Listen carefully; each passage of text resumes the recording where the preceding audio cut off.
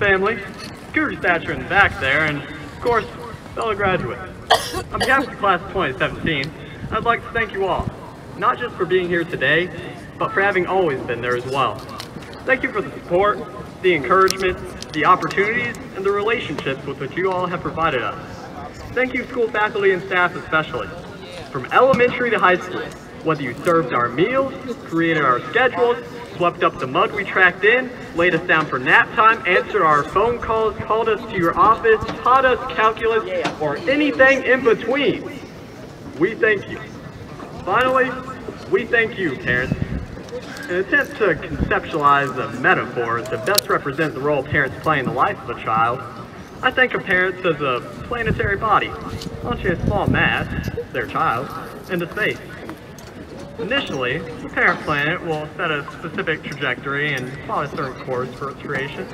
However, the parent planet's instrumentation is only so exact, and its navigational calculations can only consider so many variables. So, as its creation moves farther away, it will eventually be influenced by the gravities of other unforeseen masses in space, other people, and essentially anything in life. I feel that this model exemplifies the crucial characteristics of a parent-child relationship in that, at a certain point, the parent planet must let go of its child and accept that, though parents may still receive transmissions from their child, it's too far away to take much action towards. Still, had it not been for the initial velocity that the parent planet provides its child,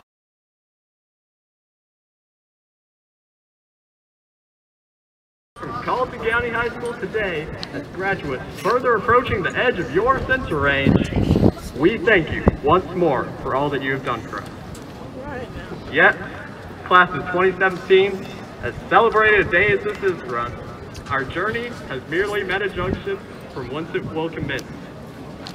Our strife has yet to cease, and our challenges will persist. Thereby, many of us will undoubtedly fail at some point in the future. But remember, no failure is final.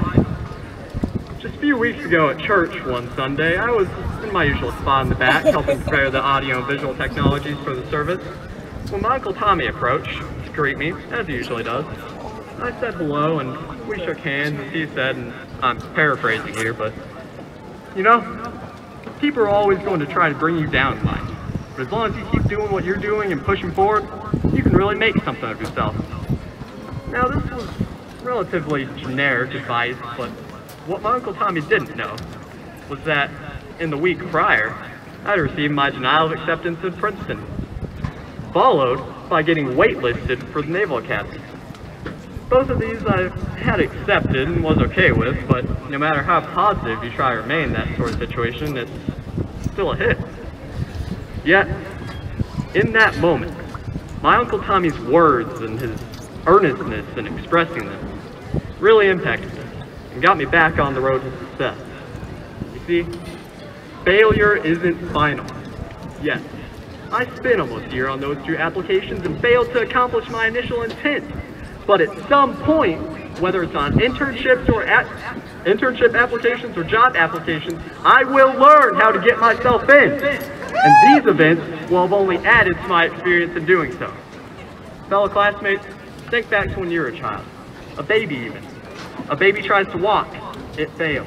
A 5-year-old tries to ride a bike, he fails. A 4th grader tries to add fractions, she fails. When you're born, you're incapable of doing anything. You're completely dependent on others for your survival.